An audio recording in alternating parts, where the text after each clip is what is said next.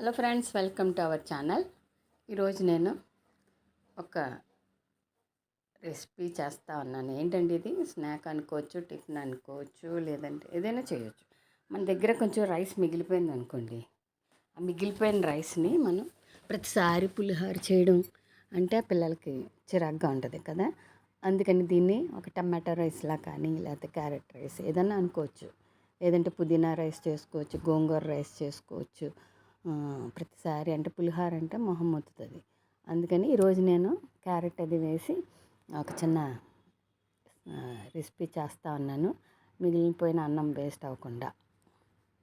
దీనికోసం నేను ఒక బాండీ పెట్టి ఆయిల్ పోసుకుని క్యారెట్ అల్లం వెల్లుల్లిపాయ ముక్కలు పేస్ట్ అన్నా వేసుకోవచ్చు, లేదంటే అల్లం వెల్లుల్లిపాయ ముక్కలు అయితే నూనెలో వేసుకోవాలి, పేస్ట్ అయితే ఉల్లిపాయ వేగిన తర్వాత వేసుకోవాలి. తర్వాత ఇదే పచ్చిమిరపకాయలే ఎక్కువ వేసుకోండి. అది పచ్చిమిరపకాయ కారమే కారం, మళ్ళీ మనం సపరేట్గా కారం ఏమీ వేయం.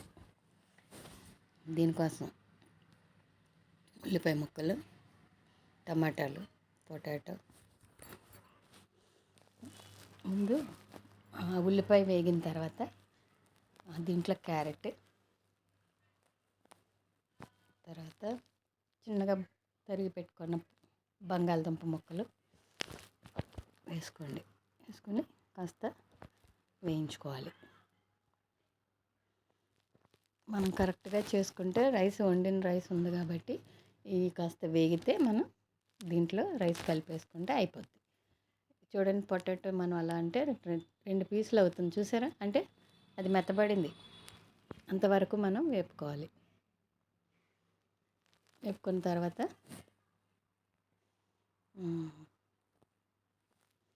దీంట్లో ఇప్పుడు టమాటా ముక్కలు వేసేసుకోండి. చిన్నగా తరిగిన టమాటా ముక్కలు వేసుకుని మళ్ళీ మనం కొంచెం ముక్క మెత్తబడే వరకు తిప్పుకోవాలి. ఇట్లా ఫ్రై చేసిన తర్వాత కొంచెం తిప్పిన తర్వాత దీంట్లో కాస్త రుచికి సరిపడా ఉప్పు,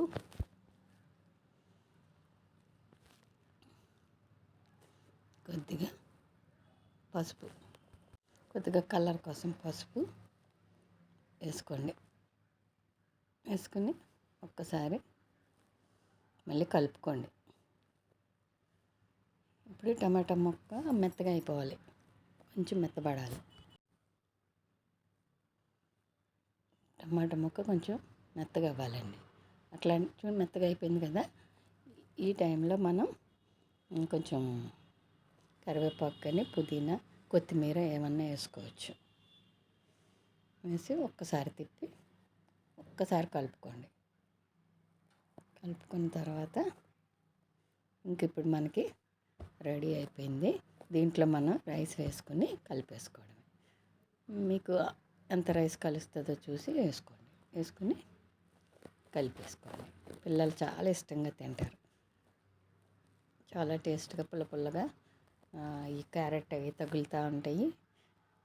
చాలా బాగుంటుంది అన్నమాట. ఇదండి ఈరోజు రెసిపీ. దీన్ని క్యారెట్ రైస్ అనొచ్చు, టమాటో రైస్ అనొచ్చు, ఏదైనా మీ ఇష్టం. Thank you for watching. మళ్ళీ ఇంకొక మంచి వీడియోతో కలుసుకుందాం. Thank you.